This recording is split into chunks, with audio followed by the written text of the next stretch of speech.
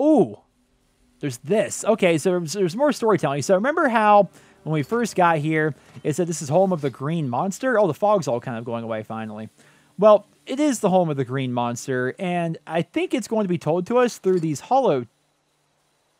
Willie May? Survivor story? This body was not here the first time I came here. This is a person.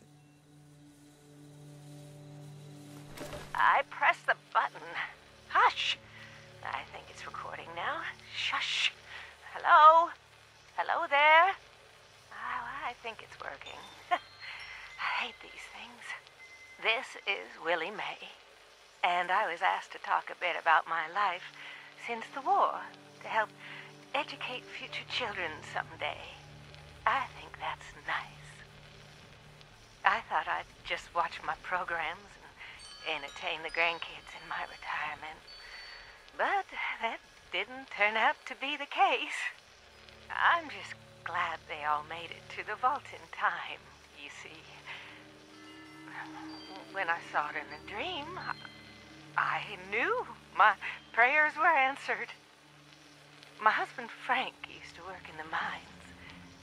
Just a bit before the war, there was news of tremors, and he didn't come home. I don't know what happened to him or why he never came home for sure. And between you and me, I'm fine with that. Since the war, I've just read my old newspapers and listened to music. It's very peaceful for once, which is just right nice by me. Ever hear of the Watauga Times Atomic Lottery? The winner got 10 years worth of Blamco mac and cheese, and Salisbury steak, and Nuka-Cola, of course. I played that lottery for 20 years, and I finally won the month before the war. It lasted only 8 years, though. But who can you complain to? By the time it ran out, I had heard the responders' radio broadcast, so I went out to find them and get supplies. Bless their hearts. Well, I'm going home now. For a bit anyways. How do I turn this thing off? Oh, blast these things. Not this button. Not this one. Oh, oh, here it is. Wow. So that answers so many questions and also does a bit of world building and storytelling. My goodness. Bravo, Bethesda. That is awesome. All right, so that answers our question. There were people that survived when the nukes fell. This lady, Willis? Well, I want to call her Willis because she's female, but Willie May. I never heard a female named Willie. It's off-putting. But Willie May survived it, and she won that lottery, so she had apparently 20 years worth of Blamco mac and cheese and Nuka-Cola and Salisbury steak, but it only lasted her 8 years. But who can she complain to? The world's pretty much over. Then she started hearing the first responders' radio signals, right? And she wanted to go get supplies, and she came back, and now she's here, and then she died back here at her home on the porch, reading her newspapers and listening to music as she likes to do. So that answers lots of questions. Also reminds me about the responders' camp signal. Let's listen to this.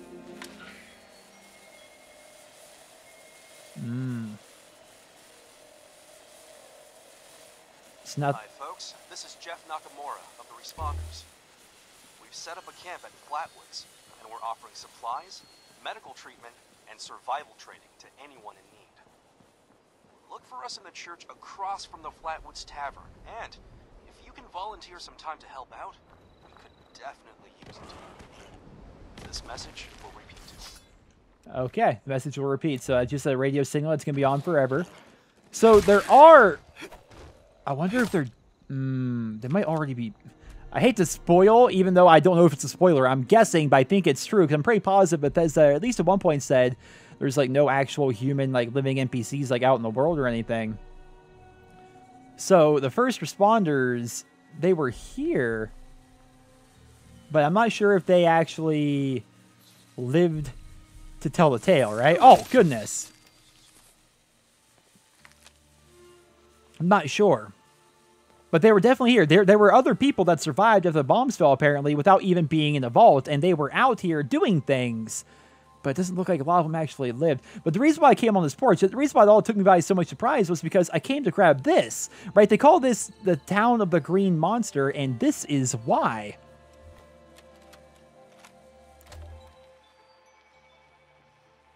I'm going to walk around while we listen, by the way.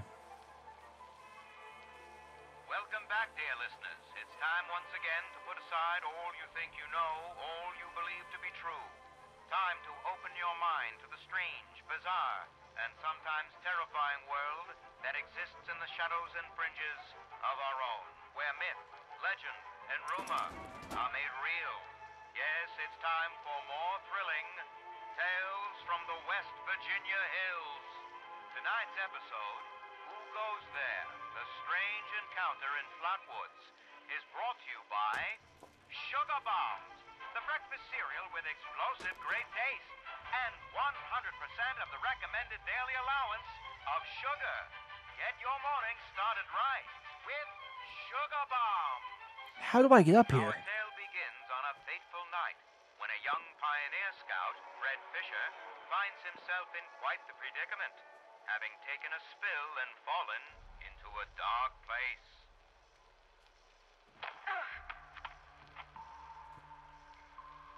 Where am I? Jack? Biff? Mr. Bailey?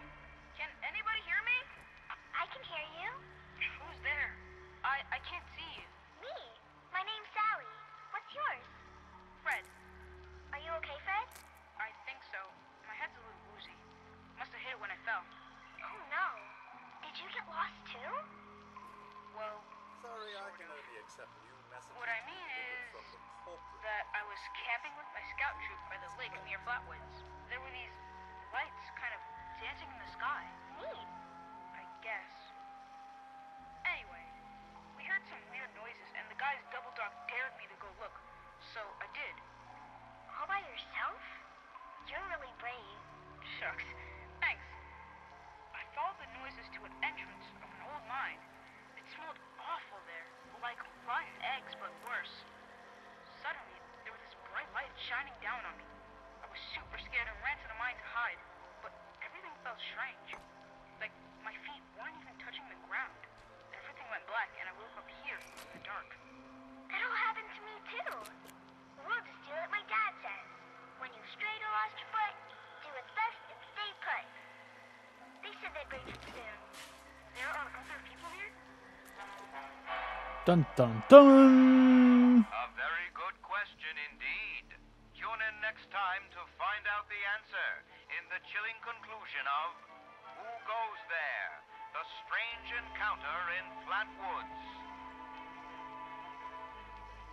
I love little stuff like that. That's really neat. And it's also set here in this town. Though I will say I didn't want to talk like over the audio drama because it's fun. It's fun getting into the game and hearing the audio dramas and like talking about all the stuff that's actually happening. But how in the heck do I get into that building? That made no sense. I was so confused. I'm like, am I just going to stand here looking like an idiot for an hour trying to figure this out? Or like, what am I supposed to do here? I should get back to corporate, but I haven't been recalled yet, so meander I shall.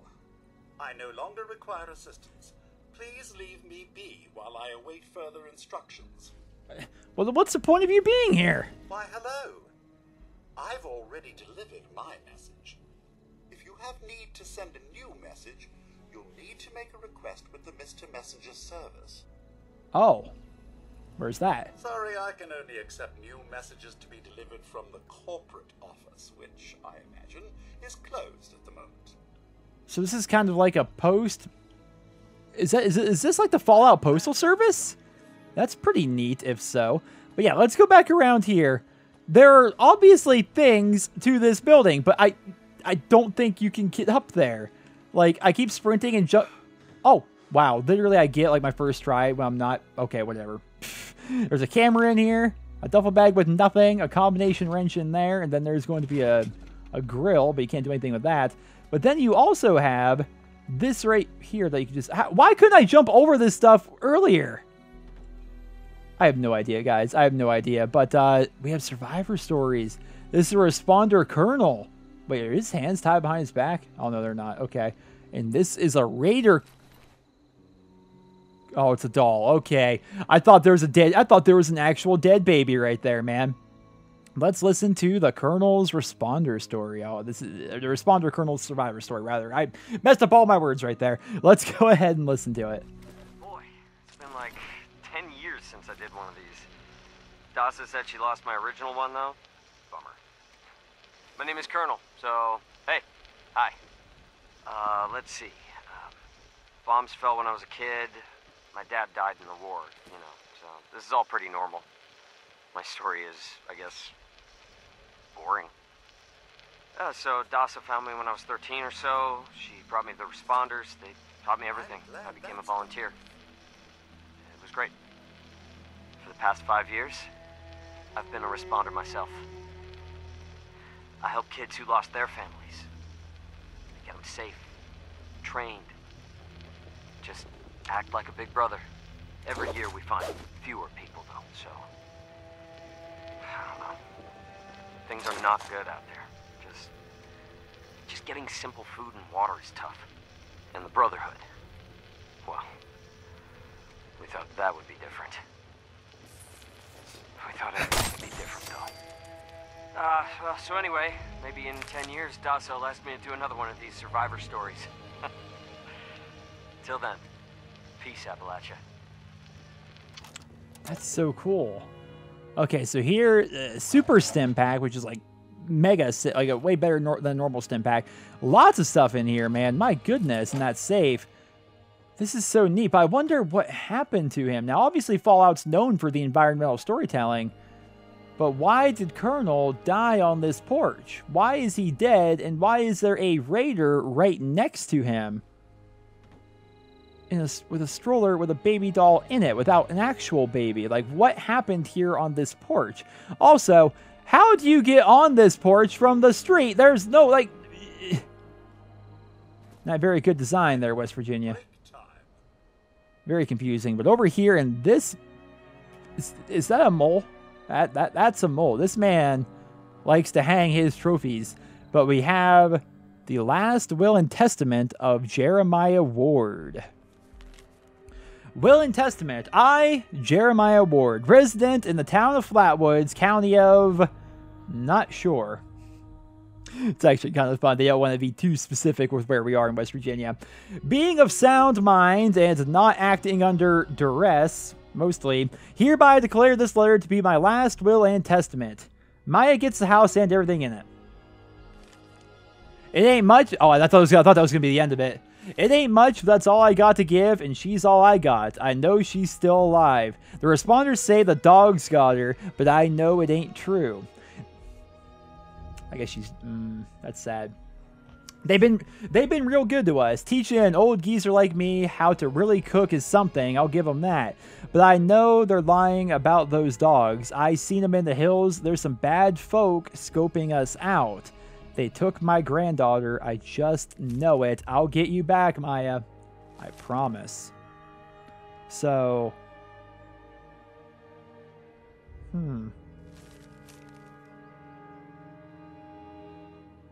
So I think so the responders say that Jebediah's, or Jeremiah, I call him Jebediah. Jeremiah's had a granddaughter named Maya, who the responders say, these are both survivors of the war. The responders say that she died to the wild dogs out in the woods, which we've seen a lot of, right? Actually, we haven't seen a lot of dogs so far today.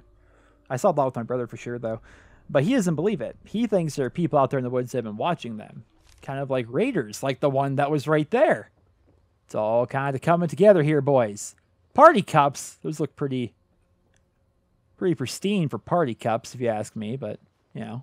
Hey, I can actually turn off my light now. It's starting to become daytime. The pen in the mailbox. You can't go inside that store. By the way, I love these things. I love like the Slocum's Joe, like all the little signs in the advertisements. The Super Duper Mart, from groceries to electronics, gardening supplies to home decor, Super Duper Mart has it all. This week's special, buy 3 frozen Salisbury steak entrees, get 1 free. I think that's also in Fallout 4, but it makes sense given that you know, it was all happening in the world at the same time. Like the world ended at the same time for everybody. I don't know what I just grabbed right there because it didn't load in by the time I was there. Miguel Caldera's survivor story is in this footlocker. Hello, person in the distant future. Dasa told us these tapes would be used as historical records someday. Pretty nifty. So, my name is Miguel Caldera. Let's see, my story begins in an office. I used to be a programmer at Vault Tech, one of many. You know, nobody special, you see. And, you know, and that's okay. I used to stare out that window by the coffee machine and think, shucks, I wish I could leave this job and hike in the woods every day. I dream about walking the Appalachian Trail, setting up camp wherever I liked, and traveling with close friends. That's literally what this game's about. Dreams kept me going. And, well, you know, when the bombs fell, I was terrified, just like anybody else. I wasn't in a vault, so I just, you know, I had to figure it all out too. The responders found me. I had a little campsite, some supplies. I hacked a Protectron to guard me while I slept, but I miss people. I did. It's been alright, you know? The apocalypse and all. I know that seems weird, but I have freedom now. I can actually help people. I even met somebody. A volunteer who delivers supplies. Imagine that, right? Even when you think everything is over, it's not. It goes on. I mean, it's awful too. You know, don't get me wrong. All the people dead and hurt. But those are things beyond my control. So, you know, I'm making the best of it. These days, I'm important. People treat me like I matter because, well, there's so few of us. You know, we can't afford to think otherwise. So for all you future people, just know that we lived through something horrible. But we did it. Somehow, we're alive. And if you're hearing this, then, well, I guess at least some of us made it. Right? So hey, chin up, kiddo. You'll be okay. Okay? This is all starting to make so much more sense. Gosh, there's so many survivor stories everywhere, but I don't want to like just play them over and over back to back. So, oh man, where do you begin? So you have the first responders who are doing what we're kind of doing, and they were just trying to rebuild America. These are people that survived when the bombs fell, and they lived out here the entire time, and they really seem to be fighting for good. They're trying to rebuild the world. They're trying to get communities going. They're trying to teach people things and help people out. And this town, Flatwoods. I want to call it. I keep wanting to call it Backwoods after that guy back there. But Flatwoods, they had the entire camp set up here, and you're seeing this. And I didn't want to like point it out while we were listening to him talk there, but you're seeing this here. This was a classroom. They literally have the desks and stuff here to teach people how to cook. But as we walk through here, we're seeing more and more signs of raiders. It looks like the first responders were attacked by these raiders, and you can kind of put two and two together. It seems like the raiders won. Now, we don't know that the raiders joining event Fertile Soil. Wait, what? Events are public quests everyone in the area participates in.